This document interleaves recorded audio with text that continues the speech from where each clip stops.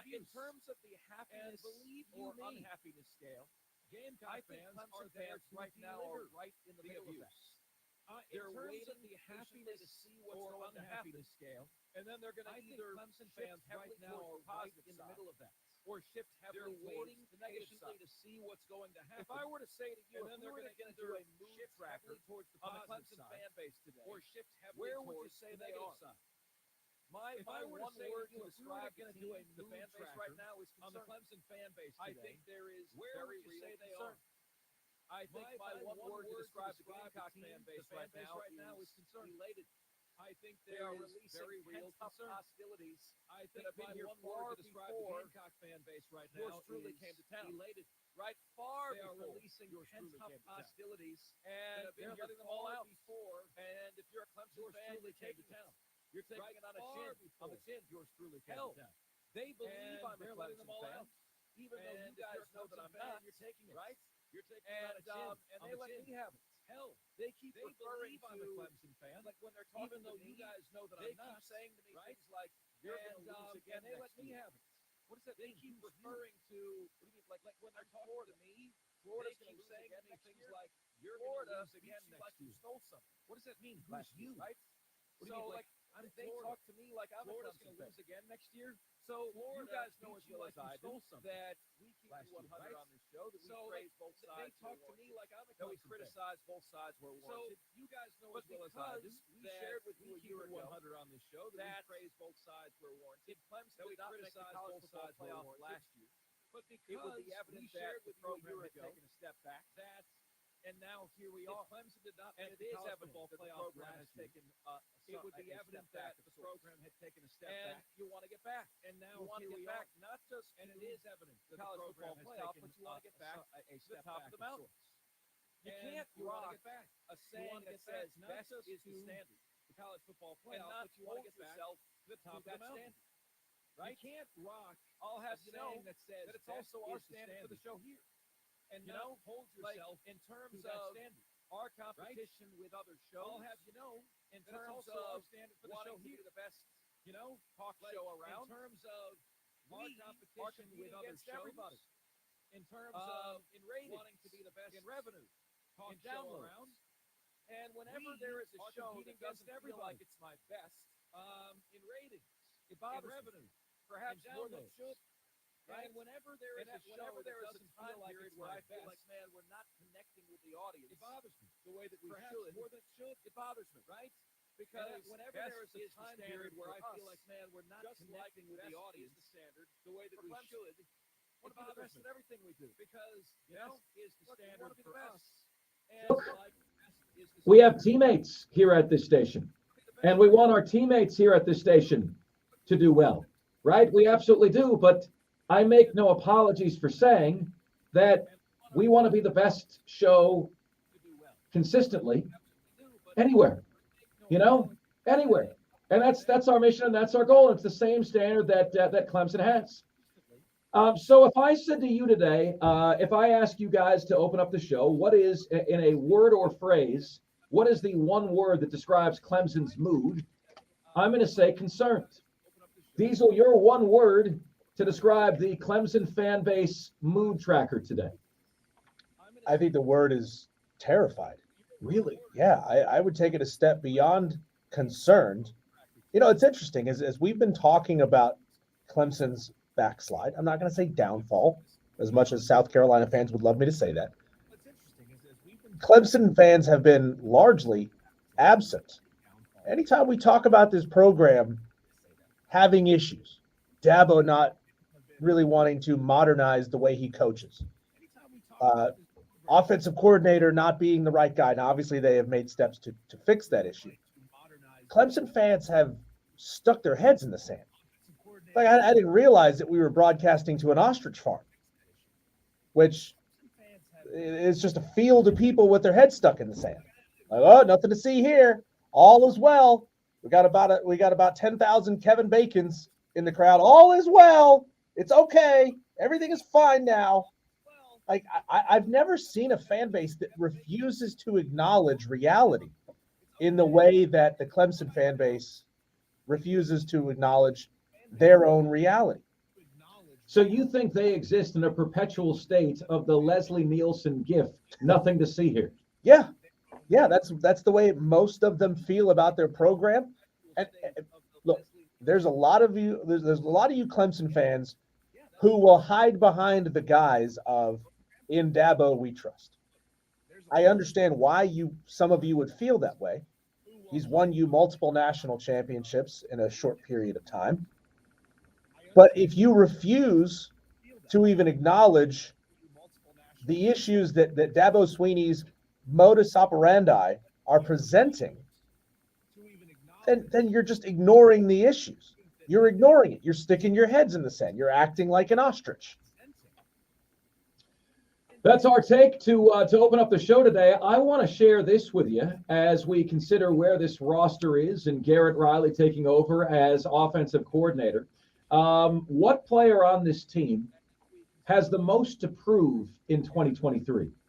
Now, Cade Klubnik is the layup answer there, right? He is the absolute layup answer there. But we know that. We know that Cade Klubnik has a lot to prove, right? I think Xavier Thomas has a lot on his plate, right? He's got a ton on his plate because he's got to pick up the slack significantly from all the guys going to the NFL, right? Yeah, he's got to pick up the slack significantly. His chance right now to fulfill his potential that he's had since he came to Clemson, and through much of it not being his fault, he has not been able to live up to, right? Because he hasn't been playing much of the time. I think he's got a ton to prove. Can he be the bell cow on that defensive line? Can he be the guy on that defensive line that is routinely getting double teamed? And then I'll give you this. My top 10 players on Clemson this year, okay? Heading into spring football. Today is the third spring football practice. Heading into spring football, my top 10 Clemson players on the roster right now. Agree, disagree? I'm sure you'll agree with every single one of these. Wink, wink. But here you go. Number 10, Andrew Makuba. Number 9, Xavier Thomas. Number 8, Walker Parks. Honorable mention, all ACC offensive lineman last year. Number 7, give me Barrett Carter. Explosive linebacker, making a ton of sideline-to-sideline plays. Best players on the team right now, I'm going to say number 6 is, in fact, Cade Klubnik. Number 6. Can't put him in the top 5 yet. Looked like a world beater against North Carolina. Looked like a true freshman against Tennessee, who I was told had every bit the awful defense that North Carolina did. What you saw when Clemson played Tennessee was the difference between a bad SEC defense and a bad ACC defense.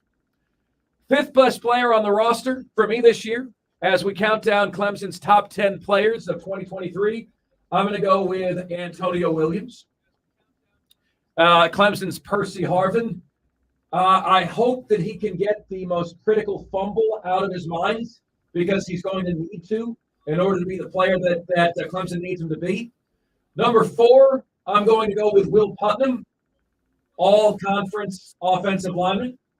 Number 3 for me is the linebacker, Jeremiah Trotter Jr., who, again, Barrett Carter, Jeremiah Trotter Jr., there's going to be no drop-off, but there's very likely to be a drop-off on that defensive line from the total dominance that we've seen in the past. Number 2, second best player on the team for me, I've got to say Tyler Davis. The remaining holdover there in the middle. What can he do? What kind of tandem can he and Xavier Thomas be on that D-line to uphold the tradition? You know, Clemson is not only a contender for wide receiver U, which admittedly has taken a hit the last few years. They're also a contender for DLU, right? Especially when you consider the success of Clemson defensive linemen this year. And the best player on the team entering the season is none other than Will Shipley. My opinion, outside looking in. Okay? Will Shipley, his challenge, right? And there's a book about this. It's called Good to Great. From Good to Great. How to go from good to great. That, to me, is where Will Shipley is this year. And I know, folks, look, I'm a hard grader. I'm a difficult grader. Will Shipley has been, I would describe him as very solid for Clemson. I want him to take the next step from very solid to totally flammable electricity. I want Will Shipley to go from good to great. And I want it to happen this year. I think he can do it this year. And I want to see that explosivity on full display the entirety of the season. I do not want there to be a most electric, most explosive players list in college football that does not have Will Shipley on it. So there you go. Will Shipley, Tyler Davis, Jeremiah Trotter Jr., Will Putnam, Antonio Williams, Cade Klempnick, Barrett Carter, Walker Parks, Xavier Thomas, and Andrew Makuba, my top 10 players on Clemson today. How did I do? 71307, the text line is where you can get to us. Texter says, nope, no concern now that DJ's gone, remember. So says Will in Boiling Springs. There's a lot of hope with Garrett Riley, right? There's a lot of hope that the issues were more the style of offense that was played and not the personnel that was behind it. I think the problem was equal parts the offensive coordinator and DJ Uiagalelei. Now you have a new quarterback. Now you have a new coordinator. Now can you get back to hanging 30 to 40 points on opponents, conference opponents, week in and week out? Time will most certainly tell the story on that. 71307 on the text line is where you can get to us on the show today. Coming up next, what is an acceptable ascension curve for the Carolina Panthers? That's next, and this is the most interactive sports talk show anywhere. It's Offsides, Marc, Ryan, and Diesel, and we are the Fan Upstate.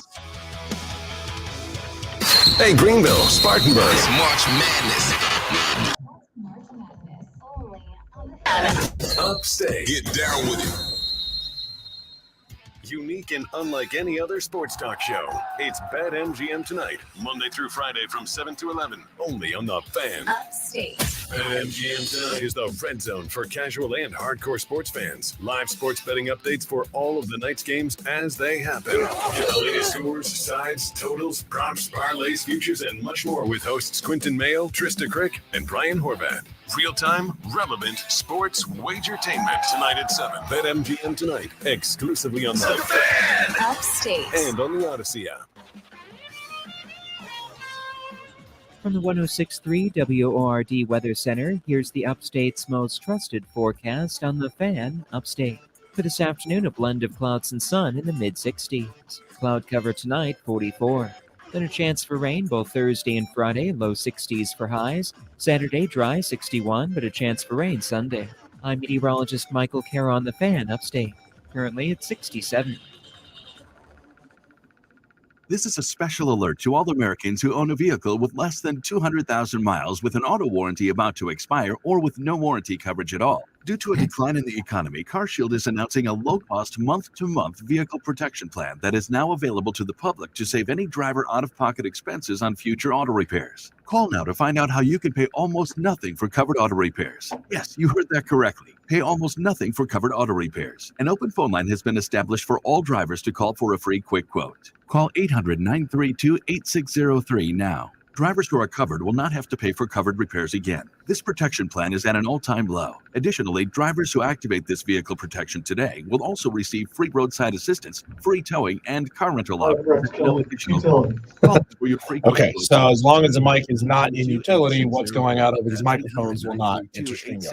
Exactly. What do you have to Okay. lose? Call You can also mute it 800-932-8603. Again, 800-932-8603.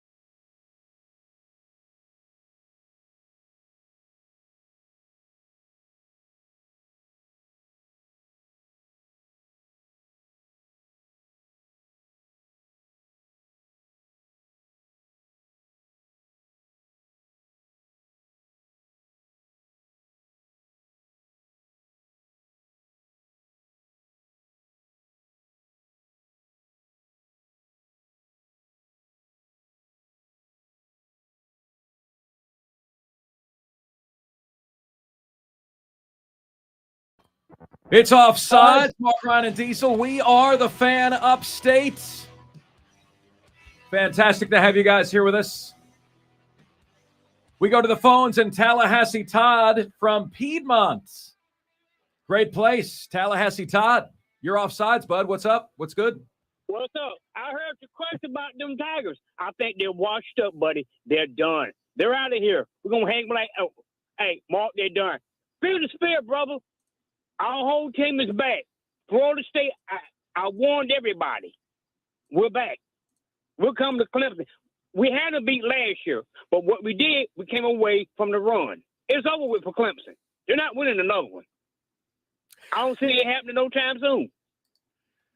Tallahassee Todd, I like that open so much that I was determined not to say anything that could perhaps hurt the audio that Diesel is collecting of this phone call. I wanted to make sure I didn't laugh, I didn't say anything, I didn't budge, because there are drops in there that we will grab, that we will use. Tallahassee Todd, you don't realize you could become our new Crazy Ralph. We haven't heard from Crazy Ralph in a while. It's been a while. Yeah, it has been a while. That's true. But Tallahassee Todd, I'm going to leave you with this. Florida State is the most overrated team in America this year. Ouch. The most overrated team in America. Now, Tallahassee Todd, I want to explain myself, okay?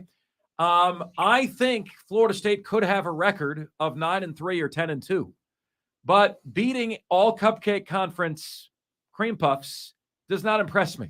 Beating Clemson impresses me. Beating LSU impresses me. Okay? Florida State, up until last year, was just another one of those all Cupcake Conference cream puffs.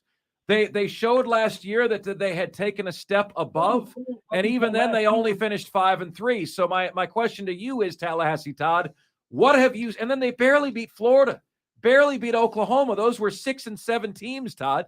So what have you seen that lets you know that Florida State is really among the nation's best, not just among the ACC's best? Are you with us? Oh, Tallahassee Todd ran away. Oh. Tallahassee Todd tucked tail and ran away. Oh, bummer. Tallahassee Todd. Listen, buddy, even though we disagree, I appreciate the phone call. Appreciate it very, very much. And you know where to find me if you want to rub my face in it, if or when I'm proven wrong on Florida State this year. You know, guys, like in the ACC, you can be 10-2 and not be that great. How do I know it? Because that was Clemson last year. Right? 10-2 and not that great. So, like, you can't hit me with a record out of the ACC and tell me you're great. If you want to prove to me who you are out of that conference, number one, beat Clemson. Okay? And number two, beat LSU. That's how you do that. That's how you achieve that. That's how you get to that place of greatness. Okay? That's exactly what you have to do to achieve that. And I want Tallahassee Todd to get himself into a place of greatness and start calling this show regularly. Because Tallahassee Todd, every time you call in, you're going to get Marc Ryan's blood pressure up. And I am here for that. Sir, please, please, from the great city of Piedmont, please, give him hell. Oh, man. So look, guys, yeah. Are you guys buying the Florida State hype? Are you buying it? Like, I'm not buying the Florida State hype. They were 5-3 in a crappy league. You know, 5-3 in a crappy league. Tell me what exactly I'm supposed to be impressed about there.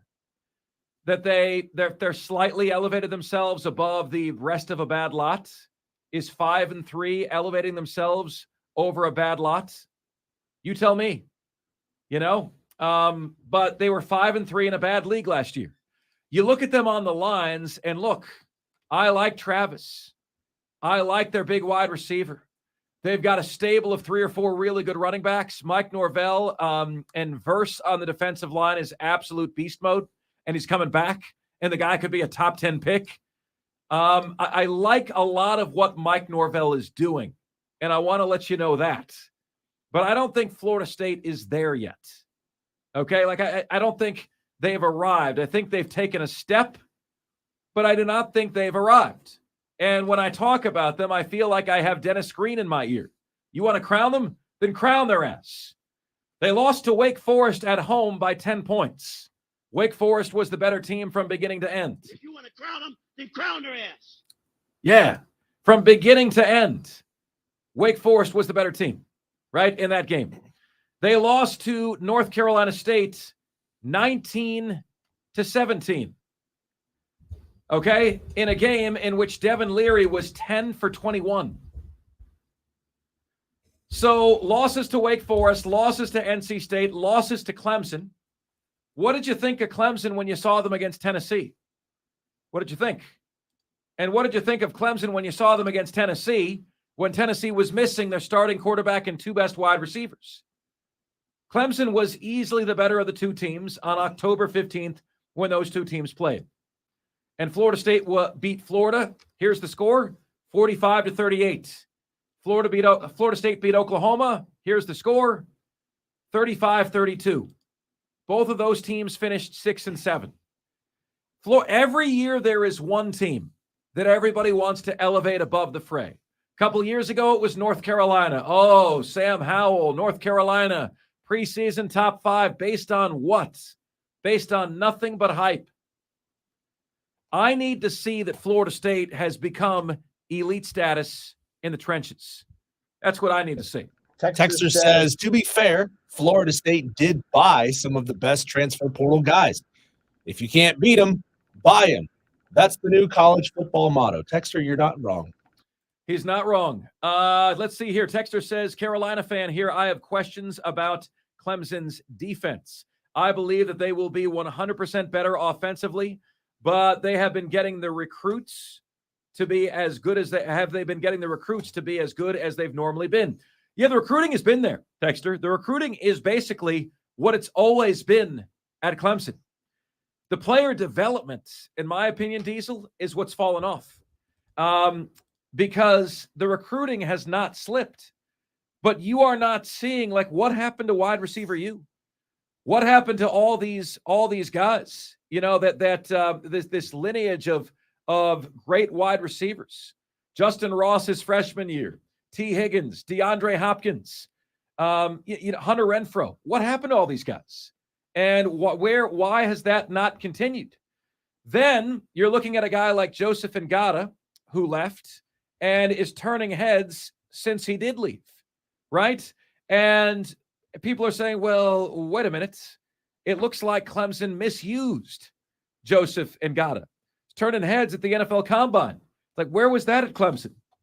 Right? So you've really got to get it going there on that side of the ball. And we statistically did a look about a month ago at when Clemson was great offensively and the difference between when they were great offensively and when they weren't.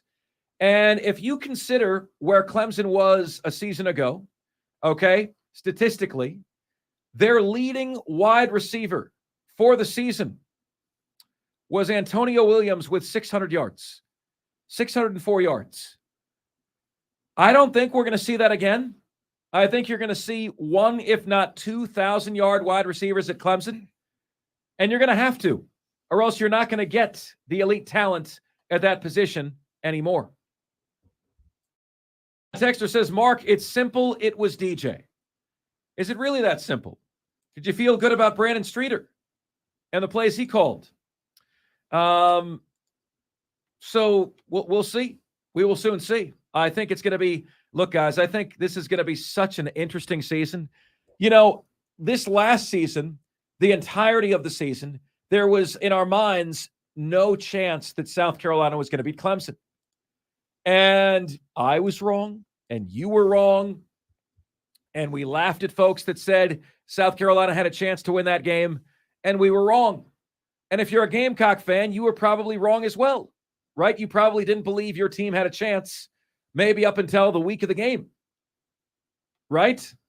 This year, you enter the season, and it's anybody's chance. It's anybody's opportunity, all right? And that is exciting. You know, I've seen a preliminary line for Clemson and South Carolina this year listed as 3.5 points. Josh Pate said 3.5 points. I've seen another line at 3. 3 points, 3.5 points. That's unbelievable. This is going to be a very competitive game and a very competitive season. And I think South Carolina is catching the rest of the SEC East at a down time. That's why I say, look, the goal has got to be 9-3. The goal has got to be second place in the East. Beamer finished 4th in year 1, 3rd in year 2. The natural ascension is what? Second place. Kentucky loses Will Levis. They replace him with Devin Leary. They have a first-round prospect. Devin Leary is not considered an NFL prospect. Good college quarterback, can win you some games, not considered an NFL prospect. Florida is starting somebody that sounds like a cracker, like a literal cracker. Ritz crackers, Graham Mertz. Doesn't that sound like a box of crackers you would buy at the store? Right? And he's very mediocre in every sense of the word. Like, you have never seen an upcoming season that Gator fans are less enthused about than losing Anthony Richardson, who should have come back. Well, how do I say should have come back? He's going to be a top 10 pick. Should have come back, in my opinion, and then you replace him with Graham Mertz. You don't really have a ton of talent, Diesel. Yeah. Have I ever told you that my wife tries to pass off-brand Ritz crackers like the real thing? Really? It's not the same thing. No. It is not the same thing. I don't know what is in Ritz crackers, but it's special. Whatever is in it, it's golden, it's salty, it's perfect. But she buys these off-brand Ritz crackers, and they're not the same. I'll tell you what's in there, Diesel. 30 pounds of saturated fat. That's what's it's a stick of butter in every bag. I know, it is. Oh, Diesel, I got something bothering me behind the surface today, and I got to bring it up because you guys can slap me in shape about this, and I need it, frankly. So if you don't mind, get your what is it called? Your pim pan, Diesel. Get your pim pan ready for me. So I'm going to bring you into this. I'm going to tell you why I'm struggling. You guys are going to tell me to get over it. And I'm not going to get over it because I'm struggling with it. Okay. So we, as you guys know, recently moved. And I went from having 800 square feet to 2,000 square feet. And we moved staggered, right? So like my wife moved in December and I lived in there with her, but I only brought what I needed. And then over the last couple of months, I was moving out of my place. My lease expired last week, February 26th, or a week before last, 10 days ago. Lease expired. So I was adding things to the move week by week, month by month. Every week I was over at my place for a few hours, getting more things and putting them over there. Our garage, and I'm not sure Angela would want me sharing this with you, is stuffed from floor to ceiling, okay, with crap. We can't even walk in there. It is so filled with crap. I'm going to be real with you. This is going to bug you for at least 5 years. You don't even have what's bugging me? The fact that your garage is going to be so stuffed that you can't move. I've been in our house for 2.5 years. Can't move in our garage. Ask Ashley. I complain about it twice a week. Ashley, you got to help me get rid of some of this stuff. She just goes and buys things. Like, yeah, let's put it in the garage. Put it where? There's no room. There's no there. You can't put anything in the garage. There's no space there. And then it just ends up getting stacked against something, and then something gets stacked against that and stacked against that. And then, a month later when you're actually ready to start the damn project, well, where's that thing? I know it's in here somewhere. Trust me. Yeah, I hear you. That's not even what bothers me, though, okay? Something started to smell in the garage. And we're like, what's this? Uh-oh. And Diesel, what happened is we have mice in the garage. Now, how did mice get in the garage? How did that happen? What we're smelling is a buildup of their matter, right? They didn't die. We got the buildup of their matter. And so now we got to get traps because we don't know how they're getting in. How did this happen?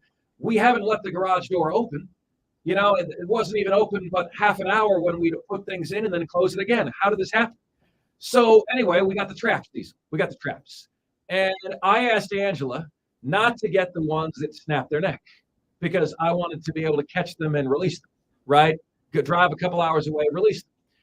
And folks, we got like the sticky ones, right? So that they're stuck on the stuff. And we noticed yesterday there's that sealant on the bottom of your garage. There's a space in the sealant. They're getting in through the space in the sealant. So we put a sticky pad right there. Husband and wife today at 11 a.m. Diesel are on the sticky pad. Okay. I'm like, oh crap. What do I do? You know, they're twitching like nobody's business. I look up how to get them off the sticky pad, like what to do. It says pour olive oil on the sticky pad. Diesel, I poured olive oil on the mice and I drowned one of them. And dude, I feel so bad about this. And like I was telling Rob Jones this before the show, and he seemed to think it was a big hoot. And he's like, Mark, I grew up in the country, man. Where I grew up, you just kill things. It's just like part of life. It's what you do. And man, I'm telling you, I'm here and I'm here in body, but I'm not lying to you, Diesel. Like, I feel like I deserve to die the same way I killed that mouse. Its face was stuck to the glue, and I poured olive oil on it, trying to let it go, and I drowned the damn thing. And I went and looked up the instructions again, and it says, make sure you don't pour olive oil on the mouse. You know, pour it on and I poured it on the mouse. Oh, man. And so one of them is living, and it's still stuck to the pad. Still there? It's still on the pad. I was able to, with olive oil and a pencil, loosen him up enough to where he's at least on his feet and his face isn't stuck in it. But the other one's face was in it, and I'm like, he's probably not going to make it. So I feel off. I feel bad when I have to go get a mouse to feed my snake, because in that instant moment where the snake grabs it, you're and you're like, oh, that's not somebody's struggling right now. Is it always a mouse that the snake eats? Yeah, until she's big enough to start eating rats, and then in theory, rabbits. Really? My snake should get big enough to eat rabbits one day. And so I always forget, Diesel, that you have a snake. How often per week do you have to feed it a mouse? I feed it 2 mice every 10 days. Okay. So 6 mice a month. I like Diesel, and it got me thinking about this. And look, guys, I know you don't care, right? You just want me to entertain you, and I want to let you know I'm hurting. I'm seriously hurting. And I'm not PETA, you know, like for me, like PETA stands for people eating tasty animals. Like I do believe in it, but I also believe in like being humane, right? And like it would have been so much more humane if we just got the metal ones that snapped its neck instead of what I did, which had it stuck to something for 12 hours, and then I drowned the damn thing. Man, I am mad that I don't have the song Snap Your Fingers, Snap Your Neck from Prong as bed music to take us out to break. I don't have it. I don't have it, but if you know that song, and I believe Casey Chiefs Chad is our resident metalhead who always texts in when I play certain metal songs on the way out, just imagine that song playing in your head right now. Texter says, you come to South Carolina, and after all these years, you confirm you are a bitch. Mark, if you had to actually kill and process the animal, you would be a vegetarian. Oh, yeah. You couldn't do it. Oh, yeah. No, I could. So anyway, that's my day today, ladies and gentlemen. That's my day. That's what we are. That's what we're doing. I've got a brick in front of the opening in the garage. I'm hoping that prevents them from getting in there anymore. Diesel, husband and wife had this whole thing. They would leave in the day and they'd come back at night. Every single day, every single night. You could solve the problem by putting a black snake in your garage. That would do it, wouldn't it? Yeah. There you go. But you know, like you got beds in there, you got clothing in there. They're crapping and they're eating everything. And like it's not okay. It's not cool. Texter says, speaking of good with PETA, mouse salad. Oh no. Looks like you're just some balsamic vinegar away from a mouse salad, Texter says. Justin Addis says, Mark, mice are good catfish bait. You can tell that it wasn't a Greek mouse. Why? What do they do? I don't think it would have drowned in olive oil. It would thrive. Oh, or an Italian I had mouse. considered making an Italian joke there, but I was like, you know what? Let's not upset the Italians today. Oh, man. There you go. Texter says, Mark, I remember when you said Carolina had only a 6% chance of beating Clemson last year. So you told us there's a chance. The state motto is, while I breathe, I hope. Anyway, guys, I feel awful. I feel awful about it. And I'm trying. And this stuff shouldn't be bothering me. You know, like we all have stuff, right? Every single one of us has stuff. You know, we all have stuff. This, in the grand scheme of things, is minor, but it's affecting me in a major key today. It really is. And I don't fully know why, you know, like it's really getting to me because I saw it happen. I saw what I did to it and I caused it. Feel bad, feel awful. Anyway, coming up next on the show, you won't believe what Nick Saban had to say about the current state of affairs in college football. We'll share a clip with you on the flip side here on the show that gives you both sides. It's Offsides, Marc, Ryan, and Diesel, and we are the Fan Upstate.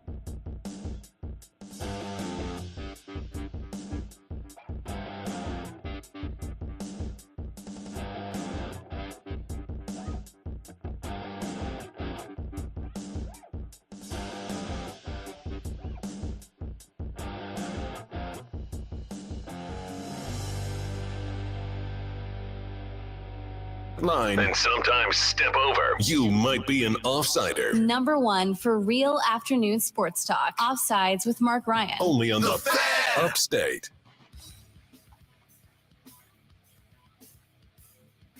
The brutality of the text line. You guys are actually making me feel a little bit better about myself. All right. Michael Stathakis texted in. Looks like you're just some balsamic vinegar away from a mouse salad. Michael, is today the day that you're calling in? Shoot me a text and let me know, Michael, if today's the day you're calling in to discuss your really cool baseball venture. So Texter says maybe the mice covered with olive oil would taste good to Diesel Snake. Michigan J. Todd, Diesel can solve Mark's problem. Release your snake in his garage. That sounds way dirtier than it has any business sounding. What is a stickier situation? The state of athletics at Clemson after losing in everything to South Carolina, or mice at your house? Yeah, that's it. That's it, Michael. That is it. Very, very good question. It is. Look, it is a sticky situation at Clemson. This is a program that needs to find a way to get back on the right track, man. And I think one word to describe them is concern. Concern, the fan base right now. So 71307 is where you guys can get to us on the show. I wanted to share this audio clip with you, and then I wanted to discuss it. It comes from Nick Saban. And Nick Saban, again, this is the third time he said this. Is this what we want college football to be? Which serves as a warning, right? It serves as a warning. That means that he is about to use this against you, win national championships, and he's going to say, I told you this is not what you wanted college football to be. Here's Nick Saban on what's going on and how the lay of the land is working in name, image, and likeness. If that's what we want college football to be, then the best teams are going to be the teams that have the most money to spend on. We don't have a salary cap, so it's not equal for everybody. It's not like the NFL. I would much rather see us adopt the NFL model than be where we are right now. And pay the players, and they can become employees, which a lot of people in college are. That's not the sort of what college football or amateur sports are supposed to be. But I would rather see that than to be where we are now, where no one has a contract. You can leave whenever you want, and we can actually create an institution that can pay you to play for our school. And I asked the question then, and I'll ask you now. Is that what we want college football to become? I don't think that's what we want college football to become, because I think that's going to weed out a whole bunch of colleges throughout this nation. The words of Nick Saban on with Stephen A. Smith. They're a bit of an odd couple, aren't they? Nick Saban on with Stephen A. Smith. He's ready for college athletes to be employees because he's tired of having no commitments, players doing whatever they want, whenever they want. And I'm getting to the point, Diesel, where I'm coming around to this being a necessary deal with the devil that needs to happen. Do I want it? No. Is it the death of amateur athletics as we know it? Yes. Does this mean that 90% of athletic programs are going to slash half of their athletic sports teams? Maybe. But this is a bleep show right now. This is Nick Saban telling you, I don't want to do this, but I'm damned sure not going to lose because I'm unwilling to do this. See, that's the difference between Nick Saban and Dabo Swinney. Dabo Swinney says, I'm unwilling to do this, and he doesn't do it. Nick Saban's like, oh, I'm going to do it. I don't want to. You push me to this, and I'm going to do it, and I'm going to kick all your asses in the process. Because we got more money than everybody. That's very St. Nick. That's what he does. And, when you have the power brokers of the sport, like Nick Saban saying, it's about time we consider this, that's when it happens, right? That's when it goes down. That's when it takes place. And I feel like, as time goes on, I've been told by multiple people the only way to have rules and regulations are to make them employees. Otherwise, it's going to result in lawsuits. The NCAA doesn't want more lawsuits, so they're washing their hands of the whole thing. And so you have the tail wagging the dog, the inmates running the asylum, and you have chaos and anarchy in college football. And it is very much hurting the sports. They would be wise to get everybody, all the important people in a room, and have an agreement that they're not going to leave until this problem is solved. You know, like it's kick the cat. Everyone's kicking the can down the road. Not my problem. The NCAA needs to do their job. Well, the NCAA is not going to do their job because they don't want to be sued. So then whose job is it? Right? Nobody wants to get sued. So again, exhibit number 5,364, why college football needs a central commissioner and why it should most certainly be Josh Pate. Okay? But they need a central commissioner, somebody that has the governing authority to do what's best for the sports, as opposed to a bunch of individual entities looking only out for their own self-interest. Oh, ladies and gentlemen, college athletes as employees. Can you wrap your heads around that for a minute? You know, it does sound nice to be able to fire guys, right? But then do they even have to go to school anymore? You know, why go to school? I'm an employee. I'm already being paid. Why do I have to go to class every day? Where is the line on all this stuff? Where is this going to wind up? 71307 on the text line is where you can get to us on the show. 844-FAN phone. That's 844-326-3663. Coming up next, an NBA player goes off live on television. That's next here on the most interactive sports talk show anywhere. It's Offsides. Marc, Ryan, and Diesel, and we are the Fan Upstate. Offsiders wanted. Call 844-FAN phone.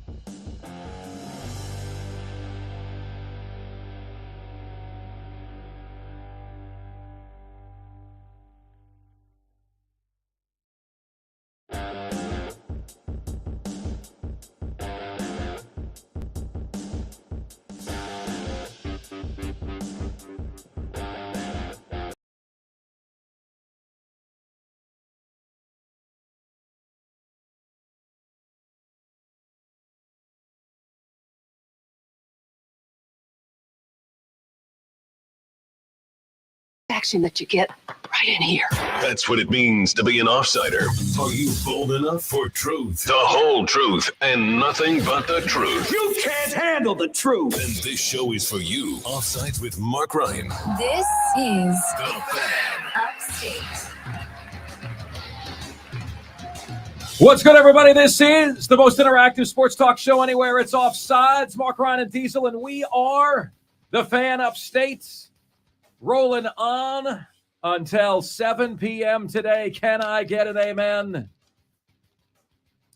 Fantastic to have you guys with us here on a Wednesday edition of the show. Texter says, Mark, the Supreme Court handcuffed the NCAA on the matter.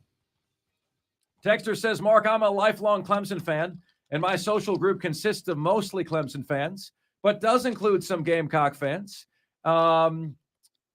As my best friend is a Gamecock fan, but I definitely admit there is some concern, but also a lot of optimism.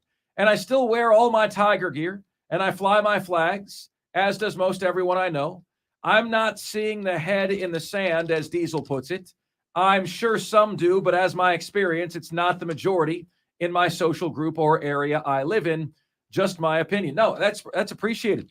And that's well thought out and thoughtful, and I appreciate that, man. So thank you for sharing that with us. We said, what one word or phrase describes the Clemson fan base today?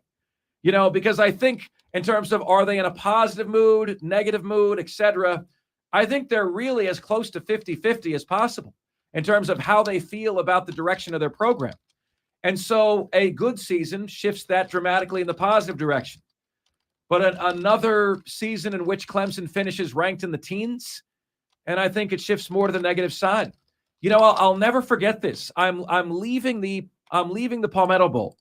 Okay, whatever day it was, November 26th. I'm leaving the Palmetto Bowl. And upon leaving, I'm walking past a couple of Clemson fans, husband and wife. And the husband said, Dabo's got to go. And I could tell he was livid. And I said, sir, do you want to just, take a moment, step away from the bar and actually think this through?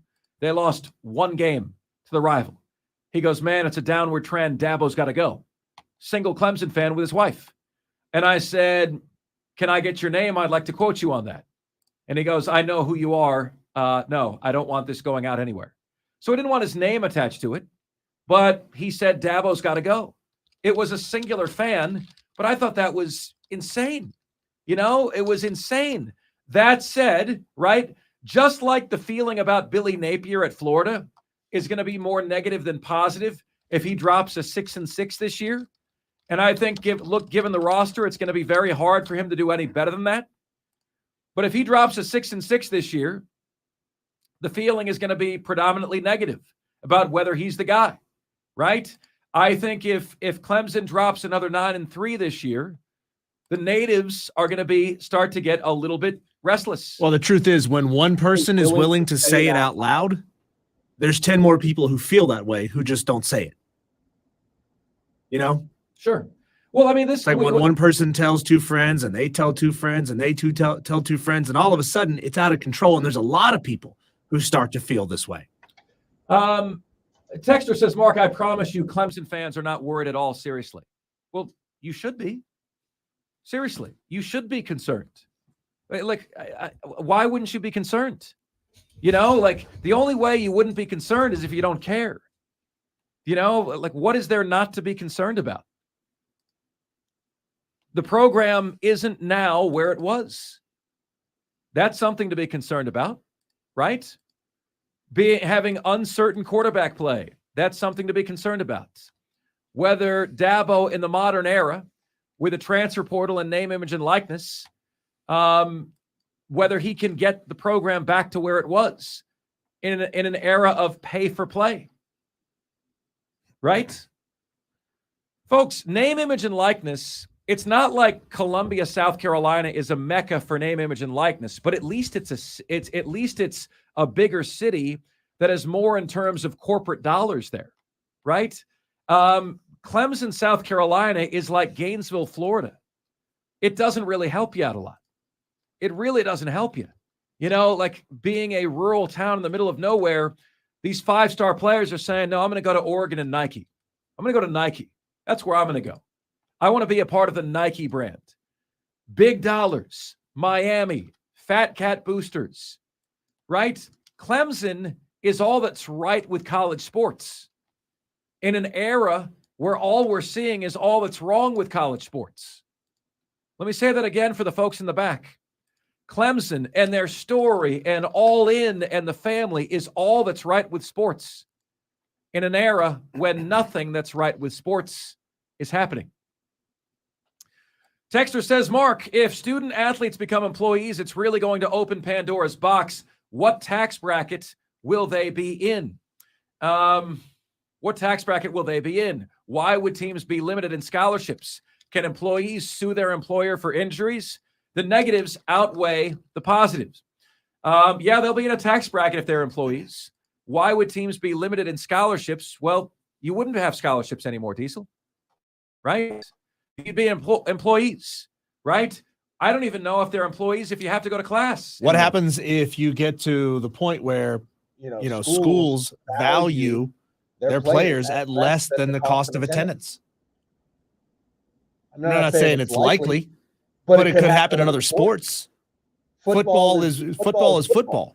But if you're talking about the women's tennis team, or if you're talking about the golf team, and the value to the university of that individual player on that team is, I'm just going to make up numbers here, okay, is $10,000 a year, but it costs $30,000 a year to go to this school. Now, all of a sudden, you're in partial scholarship land. Is that where we want to be? It's a $1 million question.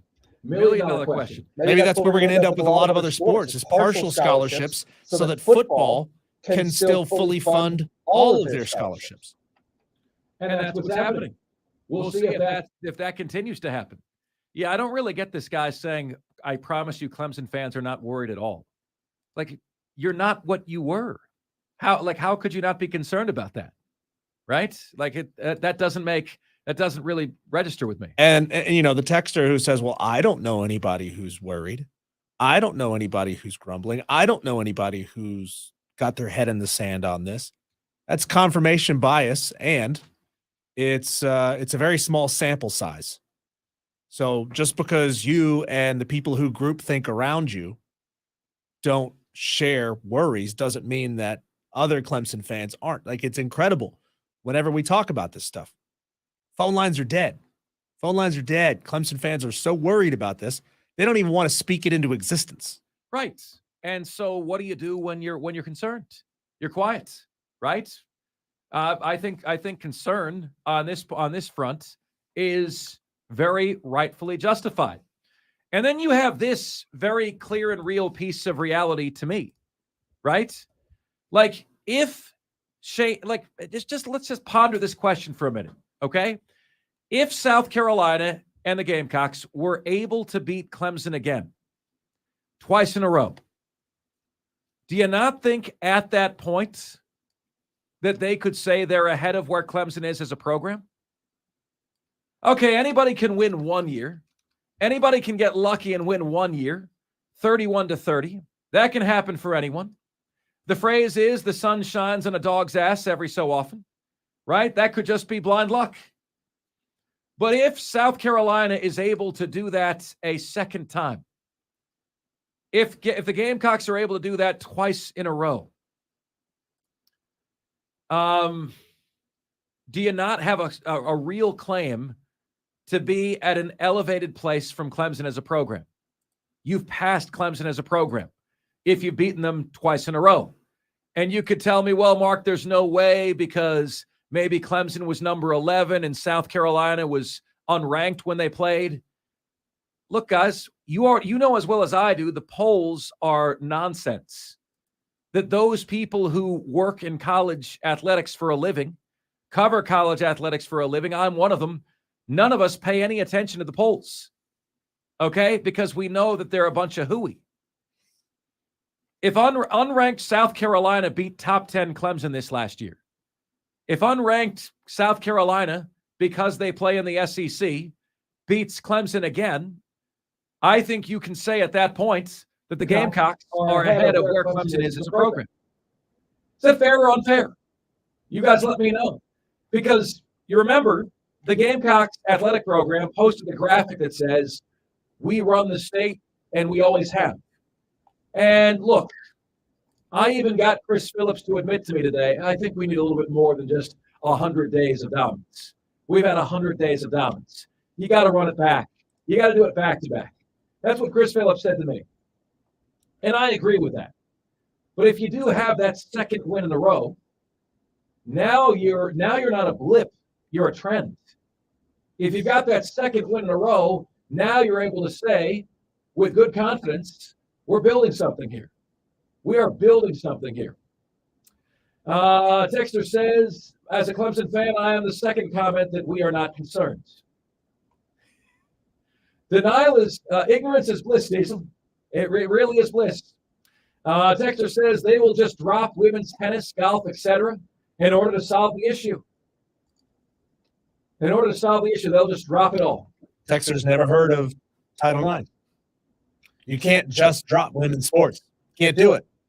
What happens to Title IX if you're now paying employees? Do all of these sports that have benefited so many people? You've heard about the mental health aspects of sports, right? Remind me your name one more time. Do all of them go by the wayside, right? Now with paying employees at colleges. Stand by. And forget about equality. There's going to be nothing equitable about what these athletes are paid in any way, shape, or form. 71307 on the text line is where you can get to us on the show. And we will take your calls. Let's get to JTF in Spartanburg, who wants to chime in on Clemson. JTF, what's good, man? You're offsides. Yes, sir. How y'all today? Doing wonderful, man. Good to hear from you. Great. Look here, I'm 55. I'm gonna give it to you in the short answer. Been watching a lot of football my life. A lot of Clemson, a lot of Carolina. What you're measuring Clemson to right now was a historical run. If you go back and look at the great Florida State teams, Oklahoma, USC Trojans, any of them, only Alabama had the kind of run that Clemson had. Clemson set history. Make no mistake about it. They set history in college football the last 5 years, prior to the last couple. Unlike what you had seen in college football as far as dominance in playoff wins and national champions. How many? I mean, there's very few, even the blue bloods, who win 2 national championships within 3 years. Now, has Clemson fallen off? Of course, but you can't keep that kind of it. Only Alabama maybe could keep that kind of winning going consistently year after year. Once you get to the level Clemson, Alabama, Ohio State are, you want to be relevant with a chance to win it every few years.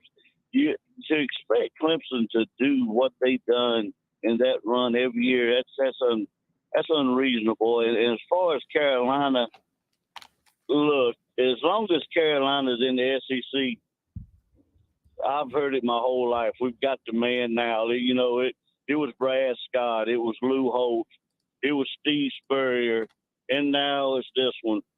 Look, they're never, it's same as Clemson in basketball. Carolina is never going to recruit well enough year in and year out. Never, read my lips, never to compete with Alabama, Georgia, LSU, Auburn on a year in, year out basis. Well, JTF, why play then? Why participate? If there's no chance, as what you're saying, why even play the game? Well, it's, you got to play the game. That's what you're in there for. But I'm just telling you, let's be honest, Clemson basketball will probably never out-recruit the rest of the ACC. They never have. So in the same, like you could say, Carolina is never going to, over a 5, 10, 15-year span, is never going to out-recruit, even the likes of Florida and Tennessee. They're never going to recruit that level every year. So they're going to have decent years that pop up. And let's make no mistake about it. They at home, beat a Tennessee team. Okay. And you beat Clemson by 1 on probably the worst quarterback in the worst year we've had. But let's don't forget, prior to that, you lost to Missouri. You lost other horrible games. You ended a losing streak to Kentucky. Some people celebrate mediocrity, and some don't. And I understand you got to start somewhere, but am I worried about Clemson? I'll tell you what I'm worried about Clemson is the transfer portal. I wish Dabo would change that. That does worry me. But South Carolina ever catching Clemson on a 5, 10, 15-year just dominance, no, it's not going to. It hasn't happened in 120-something years, and I can promise you, the Spitfire trail that Carolina Hollers is they're recruiting now. Let some of those losses pile up again against Georgia, A&M, Tennessee, Florida. It'll drop right back off. But they like being in that conference because they get to be the cheerleader. We're in the toughest conference. Well, you sacrifice a lot to get to say that year in, year out. As Dabo said, the fun's in the winning. Hey, thank you for the call, man. I do really appreciate it. So that particular fan, and again, thank you for the call. He's what I call a stuck in sand fan. He's stuck in the mud. You will never do anything above and beyond what you've done. You can't expect to do this. You're little South Carolina. You're never going to recruit at the level. You're never going to do this. You're never going to achieve that. Man, that's a bunch of hooey. All you need is the right coach. Have you seen what Shane Beamer's doing? What do you mean he's not going to recruit at the level of Alabama? Is JTF in Spartanburg secretly Danny Cannell? Right. Like, what do you mean you're never going to do it? JTF, if you haven't heard that audio, man, it's fantastic. Danny Cannell cracking on loser SEC fans for waving the conference flag. He says it's the ones that haven't won anything. The South Carolinas, the Kentuckys, Tennessee up until last year. Those are the ones that wave that flag the highest because they hadn't won anything, so they have to. They have to be cheerleaders. Completely. So I totally disagree with you. I totally disagree. You get the right coach. What Shane Beamer's doing right now, Shane Beamer leads for the number 1 recruit in America right now. Shane Beamer just went to Washington, D.C. and got a 5-star. Alabama and Georgia and Ohio State are in the thick of the race every single year, and Clemson was in that group. What do you mean you shouldn't expect to be there every year? You've already been there every year, right? So you just want to – you've seen what your potential is, and you want to exist at your potential, right? I mean, why is that so shocking to people? I don't get it. I just don't get it at all. Okay, coming up next, an explosion on live television. You'll have to hear to believe. That's on the flip side. Here on the show that gives you both sides. It's Offsides, Marc, Ryan, and Diesel, and we are the Fan Upstate. What's cracking? It's Rome here. Playmakers, you know it. Marc Ryan, Rob Brown, DA, and yours truly, Jim Rome in the Jungle.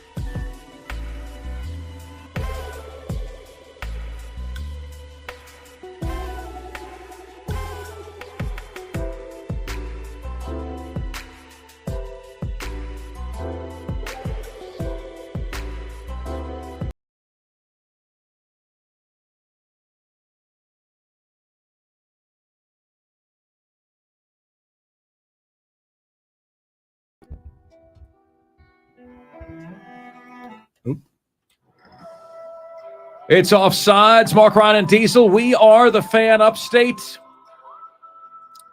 You know, I don't know if you guys are like me, but I get tired of certain double standards, right? Women have to deal with double standards their entire life, and almost none of them work in their favor, right? Almost none of them do.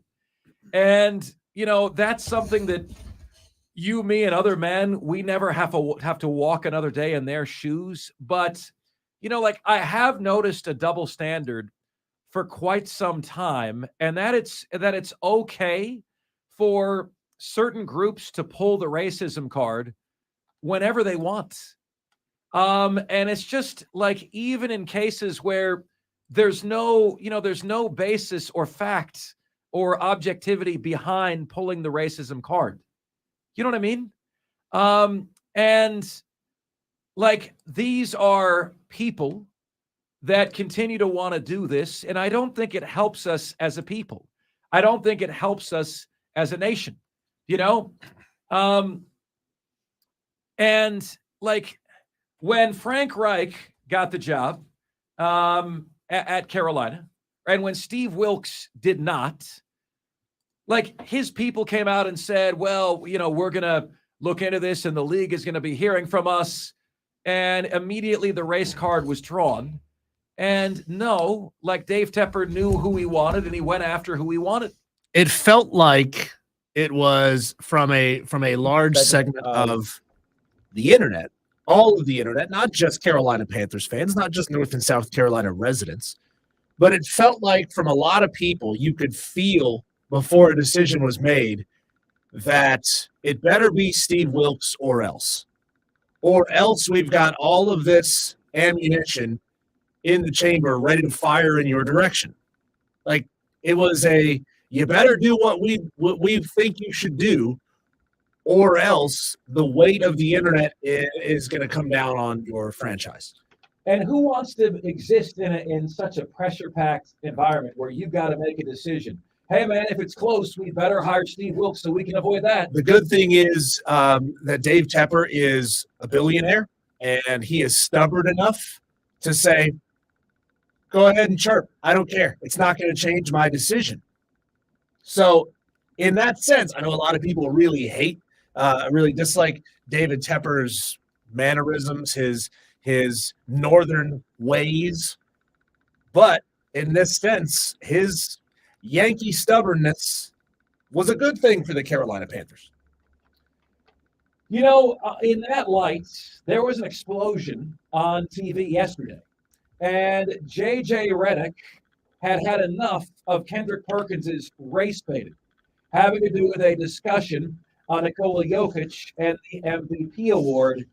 And on behalf of so many of us in this country, I just wanted to reach through my TV and give J.J. Redick a high five for this, because this kind of rhetoric doesn't advance anybody.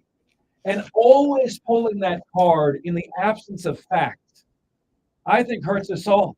So here's the exchange from yesterday. And we will have that exchange for you here as soon as the little white spinny wheel stops spinning. Yeah, we'll have that exchange for you here momentarily. We are getting that ready and loaded to go. And you're surprised every time that happens, right? You're surprised it happens because there's a confrontation on live TV, and J.J. Redick isn't going to do the whole, I'm going to wait till we're off the air. J.J. is going to confront you on the air, and I think it was absolutely needed. Here's what it sounded like. That's twice. Engineering, you got to help us out with this. 3 strikes and you're out. Got to be able to play audio live on the air. A check on the text line here. Texter says, really hate we lost the bowl game and lost to South Carolina. However, in a down year to still win the ACC, it wasn't a terrible year. Totally agree. That Clemson has elevated its program to the point that,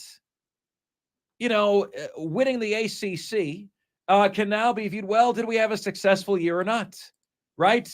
I mean, the expectation level has risen to that degree, right?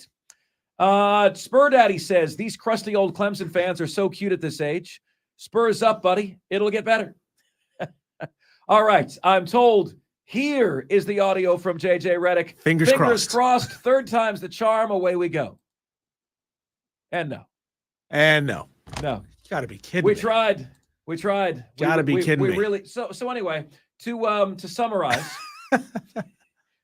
that's incredible. Stephen A., I mean, Stephen A., I mean no offense to you, and I mean no offense to First Take, because I think this show is extremely valuable. It is an honor to be on this desk every day. It really is. But what we've just witnessed is the problem with this show, where we create narratives that do not exist in reality. The implication, what you are implying, that the white voters that vote on NBA are racist, that they favor white people. You just said that. Yes, you did. Yes, you did. Yes, you did. That is exactly what you implied, Kendrick Perkins. That is exactly what you implied. Secondly, hold on. I did not call. I stated the facts. And you're not about to sit up. We all know what you implied the other day. We all know what you implied just now. Hold on. I stated it's the facts. It's the facts. It's the facts. Okay. And you can't see it because, this is an audio medium. But as soon as JJ starts talking, Kendrick just leans back in his chair, rolls his eyes. He stopped listening. At that moment, he stopped listening and he started formulating, how can I shut down JJ Redick and not allow him to speak? I'm just going to yell, it's the facts. It's the facts. That's what we do on political television, in political radio, in debates. You just yell louder and hope that the other person gets frustrated and stops trying to speak. And that's exactly what Kendrick Perkins did. I hope that Stephen A. Smith, who is the king of yelling over people, says no more. I'm not bringing this guy on my show anymore. He is detrimental to your show, Stephen A. Smith. And this is a guy who never let Max Kellerman speak. As soon as Max Kellerman opened his mouth and said something he didn't like, Stephen A. Smith would just start screaming over top of him. Like, if I was Max, I would have walked off the show a dozen times or more. I will say this, Diesel. It is good for the duration of J.J. Redick's lifespan that Kendrick Perkins was not there in studio with him, that he was on remote somewhere, because that is a bad man, and you do not want to mess with that man. But let me tell you what has been said. It is almost known that Nikola Jokic is going to win his second straight MVP award, and people are bent about it. So you start to imply that the voters, are only going to vote for a guy like Nikola Jokic. And that's what's being said right now. And so JJ Redick isn't having any of it because he knows what you mean. The voters are only going to vote for a guy like Nikola Jokic. JJ Redick's not having that. Nikola Jokic is the most valuable player in the NBA. When you ask yourself, what would a team be without its best player? The Denver Nuggets have the best record in the West. They don't have the best roster in the West. They have the best record in the West because they have Nikola Jokic. That is the very definition of valuable, right? So, can we just stop? Can we please stop? I know we do. Can we stop on Tuesdays? And today's Wednesday. Can we please stop with everything is about race, and it must be race because Steve Wilkes didn't get the job? Then it must be race because Nikola Jokic is going to win the MVP. Nikola Jokic is European. You don't think there's biases against Europeans as well? He's European. So, just miss me with this. I mean, this guy, how many times has he won the MVP in the league? You said 2? Well, I think he's about to win his second in a row. He's about to win his second in a row. Yeah.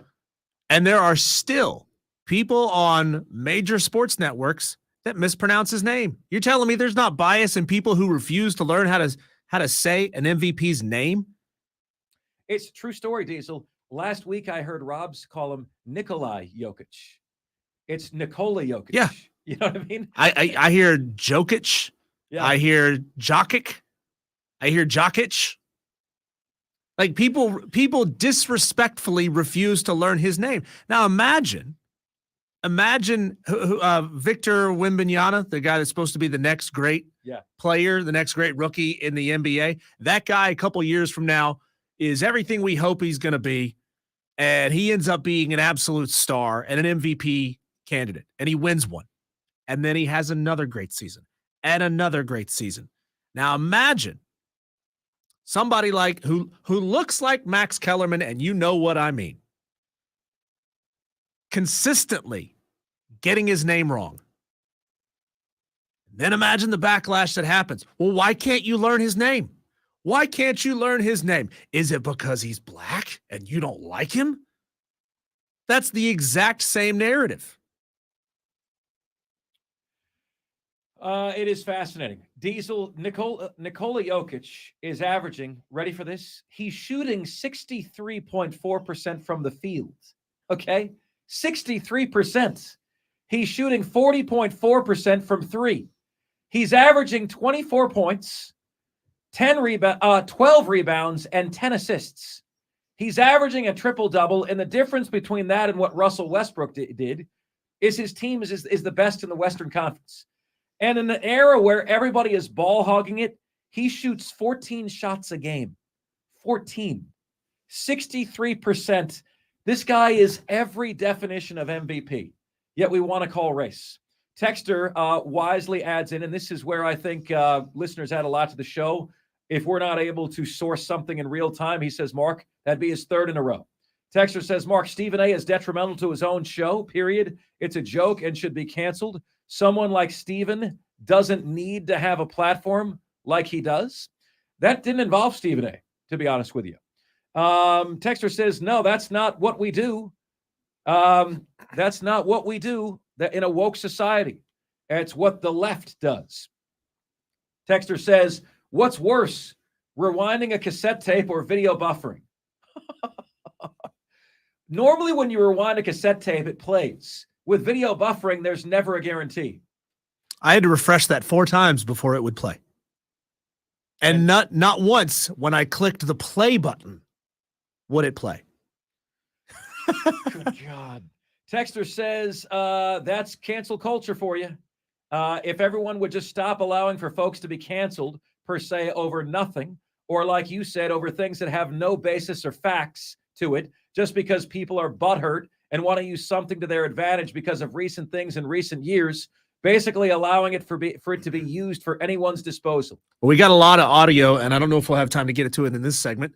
We got a lot of audio of Charles Barkley sounding off on Kendrick Perkins. There we go. That will be coming up as the show rolls along as well. We've got Chris Phillips on the flip side. Here on Offsides, Marc, Ryan, and Diesel, we are the Fan Upstate.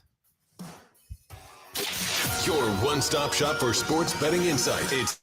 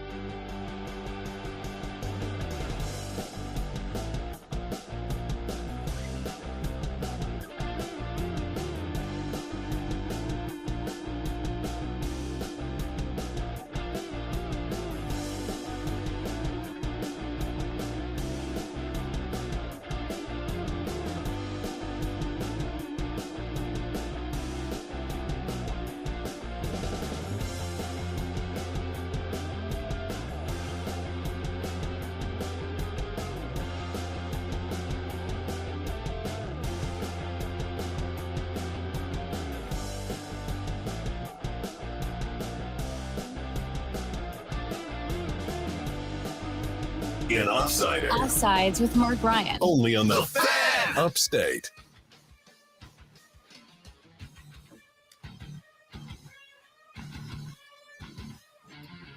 Offsides, Marc Ryan and Diesel. We are the Fan Upstate. Rolling on until 7 p.m. today. Getting so psyched for March Madness, man. Do you know that with the College of Charleston making it to March Madness last night, and I watched that game, UNC Wilmington, which, by the way, I don't know if you know this, is located in Wilmington.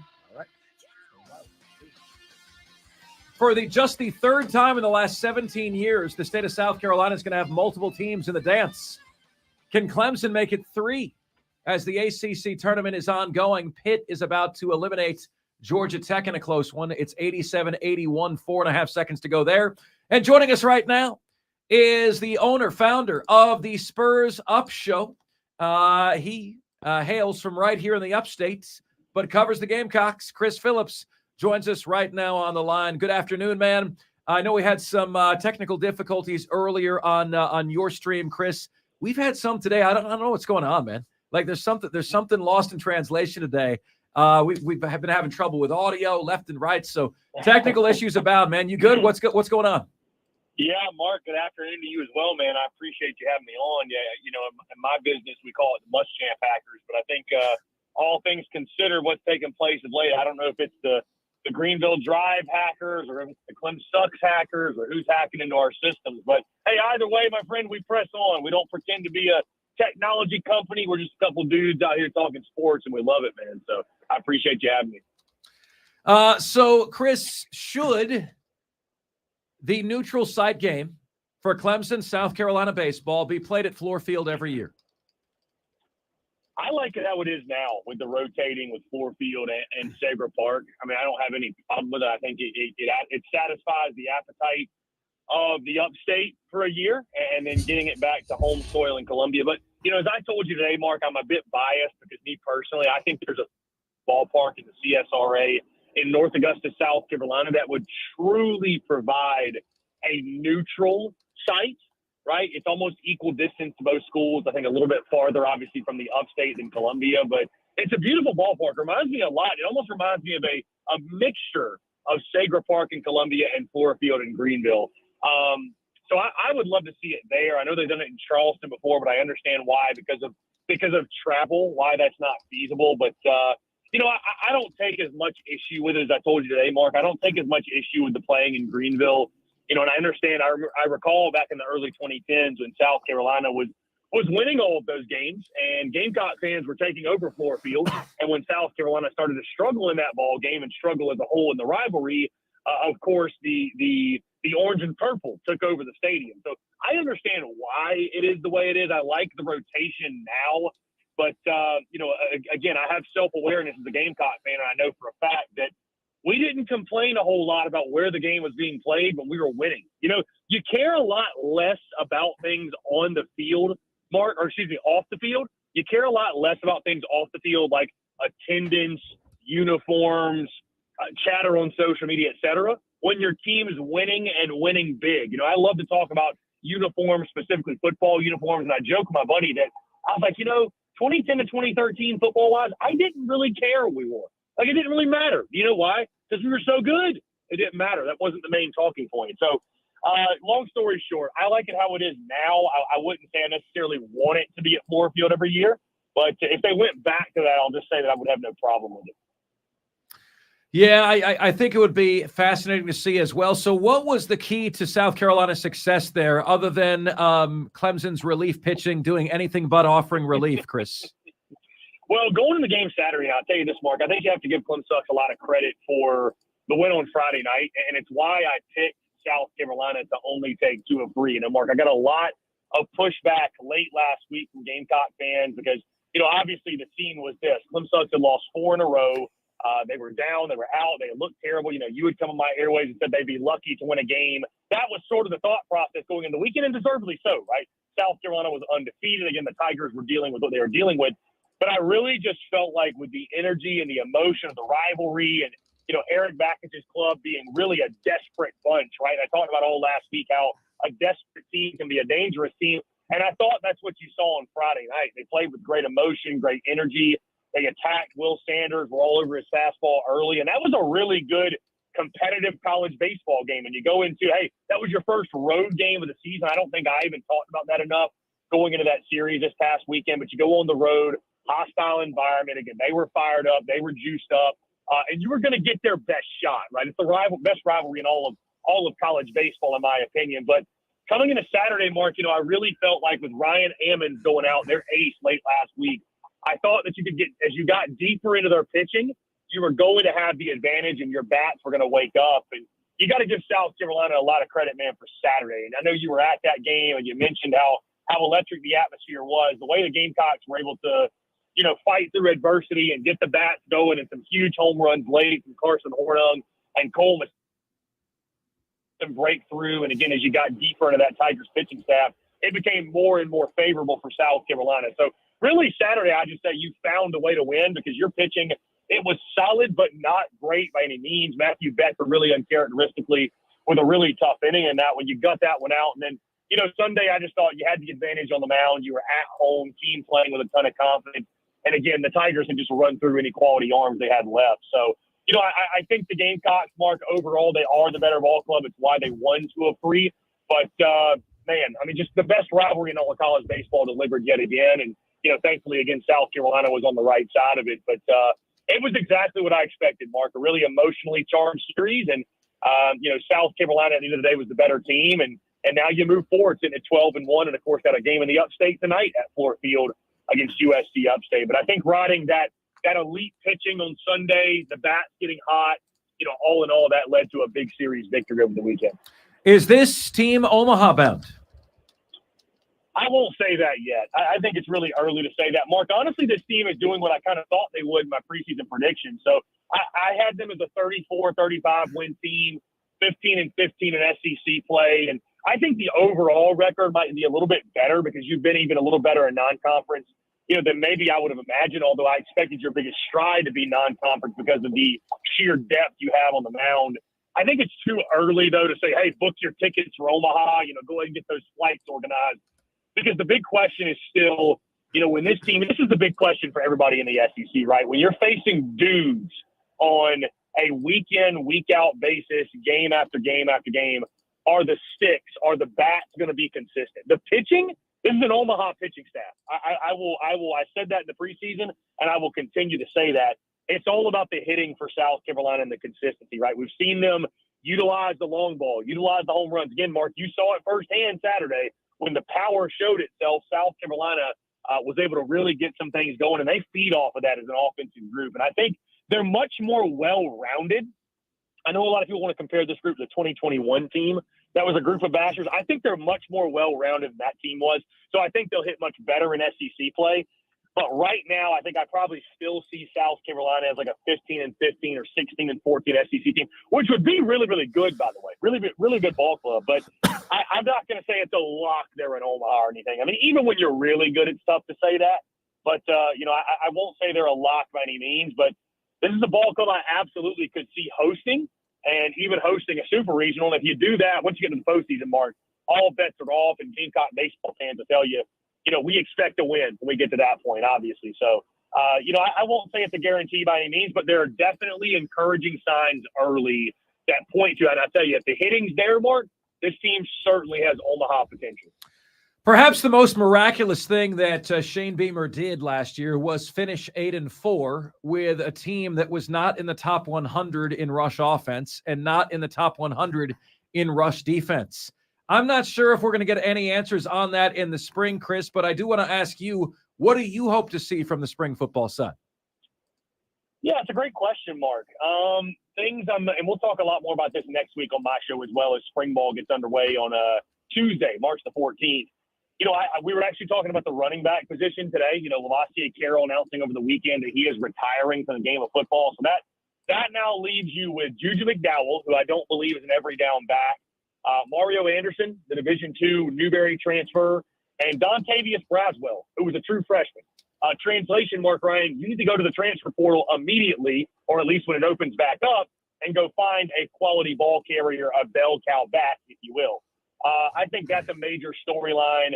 Who is your second option at wide receiver? I think that's a big one because we know what Juice Wells can do. I know Xavier Legette comes back. If he can be more consistent, I think he can fill that role. Amarian Brown to carry on Joyner. We know Nicholas Harbor is going to play into the mix. But, who's going to be that second, that dependable guy, if you will? Also, you got tons of new faces, right? All these new guys are going to be looking to be contributing. The secondary, it's going to be basically a new look secondary. Huck Howard will try to fight for playing time early in the linebacker position. A bunch of these freshmen, these newcomers on the defensive front. So I know I just gave you, Mark, a bunch of different storylines, but I think it's really hard to just pick one. And you bring up a great point in the run defense and the rush offense. And that's unfortunately one of those things, Mark, that, I more so get an idea of how that's doing when I look at recruiting and the stars of the guys that you're bringing in up front. The defensive front, those guys, you got a bunch of 4 stars, right, that'll be fighting for playing time. But we've heard it for years, right, Mark, of South Carolina, like you return over 120 starts on the offensive line, and you've got your deepest, best group on the defensive line. Shane Beamer, and I love Coach Beamer, obviously, Mark, but Shane Beamer last year in the preseason, he went on record and said the defensive tackles were the strongest position group of the entire football team. And I'm not saying he was wrong, but that seems kind of crazy to think about the defensive tackles are your strong point, and you can't stop the run, right? So we just hear it time and time again in the preseason. I'm just somebody that, for content purposes, Mark, will obviously follow everything the coaches say and the players say, and we'll follow along with practice. But as well as I do, Mark, I just take it with a grain of salt, man. It's all that coach speak and all that player speak. Everybody's undefeated right now. Everybody's undefeated over the summer. Everybody's 0-0. Everybody's good. Everybody can stop the run. Everybody can run the football. What do you do when it actually matters, right? So I think all you can do is continue to add quality players, and we'll go from there and see what happens. I do expect it to get better, but those points of emphasis, line of scrimmage, I definitely agree with you, Mark. That's a big storyline as we kind of get our first glimpse at some of these newcomers that can maybe help you in the trenches. Chris Phillips joining us here on Offsides. Marc, Ryan, and Diesel. We are the fan upstate. So, Chris, I keep seeing Spencer Rattler not appearing on any of these top 10 lists, and Gamecock fans are bent about it. Should he be there? Should he be there? Top 10 nationally. Would I put him there? I'm biased, Mark. So, yeah, sure I would. There's a lot of good quarterbacks in college football, but I get why he's not there. I do. People aren't forgetting what happened in those first 10 games. They're just not doing it. And even in the Clemson game where he played so well, Mark, if South Carolina doesn't win that game, and they did, right? They did. It doesn't matter. But if they lose 31-30 instead of winning 31-30, what are we talking about? Are we talking about how great of a game Spencer Rattler played? Or are we talking about all those critical mistakes he made that could have cost his team the game? So, I think they see it from that angle, and they see the first 10 games. And, all you can go off of is what you've seen. You're not going to go off of what necessarily you're projecting. So I get why they're doing it. He got a lot of hype coming into last year, and he was abysmal for 10 of 12 regular season games. He was abysmal. And I'll be honest with you, Mark, he wasn't great in the Gator Bowl either. He was solid, and he was missing a lot of opponents, but let's not pretend like he won the Heisman in that ball game. So I'll just say this. I sort of like him more so in the underdog, quote-unquote, underrated type of role, where maybe he'll come into this season with that sort of chip on his shoulder and want to prove that he's the guy, sort of a similar storyline to what we saw last year, honestly. But that will be, I think, Mark, a really intriguing storyline is just with Spencer Rattler. Which version of him do we get more so of this season? Is it more so what we saw against Tennessee and the arch rival? Or is it what we saw in those other 10 games? And, of course, it's on Dowell Loggins to solve that and make sure they're getting the best version of him. But, to answer your question, Mark, I don't have any problem with it. Would I rank him in the top 10 if I honestly sat down, took my fandom out of it? I probably wouldn't put him in there. I think there's a case to make that you could. But I think if you put Spencer Rattler in the top 10, you're more so doing it based off of what he could be and not what he is at this moment, which what he is and what he showed you last year he was inconsistent, right? And any Gamecock fan that sneers at that, we can cut the tape on and we can go week by week by week, and you tell me. You know what I mean? So I have no problem with it. I think it's a major prove-it year for Rattler, and I think he'll play well. And if he doesn't, all the chatter is going to go from him So unfortunately, that will log into the offense, but I don't even want to get in those conversations yet. But long story short, I understand why he's not on that list. Chris Phillips, the Spurs Up Show. Follow him on Twitter at the same name, at the Spurs Up Show. Good stuff, man. Thanks so much. Mark, always an electric conversation. You and Diesel take care. Appreciate y'all. All right, take care. Chris Phillips, appreciate his time each and every time. He's on to provide the Gamecock perspective on things. Gamecocks, floor field, USC Upstate tonight. That lineup is good enough to go to Omaha. And I couldn't get Chris Phillips to say it, but it most certainly is. Very few easy outs up and down that lineup. The top 5 at 5 is next here on Offsides. We are the Fan Upstate. New to the Upstate. Hey, it's DA. Wake up with a morning jolt of in-depth sports.